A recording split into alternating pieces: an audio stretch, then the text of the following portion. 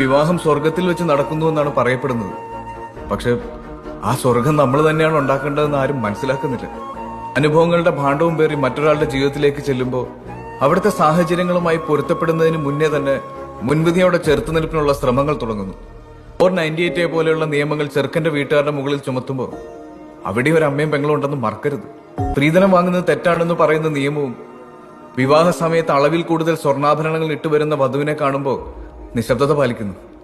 വിവാഹ സമയത്തെ പിതൃസ്വത്ത് കേസ് വരുമ്പോ സ്ത്രീധനമായി മാറും. തുല്യനീതി എന്ന് പറഞ്ഞ് മുറവിളി കൂട്ടുന്ന പലരും കോടതിയിലെത്തുമ്പോൾ സ്വന്തം നേട്ടങ്ങൾക്കായി നിൽക്കുന്നു. സ്ത്രീധനത്തിനെതിരാണെന്ന് പരസ്യമായി പറഞ്ഞ് ജീവിതത്തിലേക്ക് വരുന്ന പലരും ഡിവോഴ്സിലേക്ക് എത്തുമ്പോൾ പുരുഷന്റെ കയ്യിലുള്ള സ്വത്തിന് കണക്ക് പറയുന്നു. പുരുഷന്റെ പേരിലുള്ള വീടും സ്ഥലവും സ്ത്രീക്ക് അവകാശപ്പെടാവുന്നതാണ്. ഡിവോഴ്സിന് ശേഷം ഭർത്താവായിരുന്ന പുരുഷന്റെ സ്വത്തിന്റെ 50% ഭാര്യയായിരുന്ന സ്ത്രീക്ക്. മന്ത്ലി മെയിൻ്റനൻസായി പുരുഷന്റെ ശമ്പളത്തിന്റെ 25% വരെ. ഇതൊക്കെ എന്തുകൊണ്ടാണെന്ന് ആരെങ്കിലും ചിന്തിച്ചിട്ടുണ്ടോ? പലപ്പോഴും നിയമത്തിന്റെ മുന്നിൽ ഇരകളായി ചിത്രീകരിക്കപ്പെടുന്നത് സ്ത്രീകൾ മാത്രമാണ്.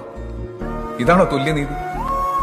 വിവാഹമോചനം നേടിയവരിൽ ആത്മഹത്യ ചെയ്യുന്നവരുടെ കണക്കെടുത്താൽ 45,000 സ്ത്രീകൾ ആത്മഹത്യ ചെയ്യുമ്പോൾ പുരുഷന്മാരുടേത് ഇരട്ടിയിലധികമാണ്.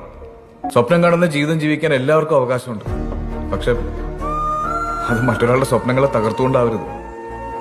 ആഗ്രഹങ്ങൾക്ക് വേണ്ടി പോരാടണം. പക്ഷെ ആ പോരാട്ടം എവിടെ തുടങ്ങണം എന്നുള്ളതാണ് പ്രശ്നം.